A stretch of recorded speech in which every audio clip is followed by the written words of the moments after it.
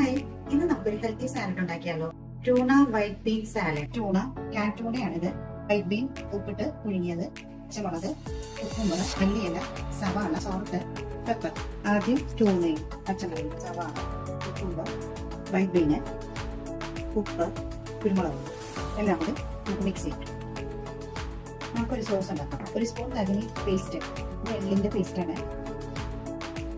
Mustard paste, garlic, 1 tablespoon ഉലുവ, honey എല്ലാം കൂടി ഒന്ന് ഷേക്ക് ചെയ്ത് ഒരു പേസ്റ്റ്. ഇനി നമുക്കിത് തുറന്ന് നോക്കാം. സ്പൂൺ വെള്ളവും കൂടി ചേർക്കാം. ഒന്നുകൂടി ഷേക്ക് ചെയ്യും. ഈ മിക്സ് ഇതിലേക്ക് ഒഴിക്കും. ഇനി നമുക്കിത് മിക്സ് ചെയ്യാം. മല്ലിയില ചേർക്കാം.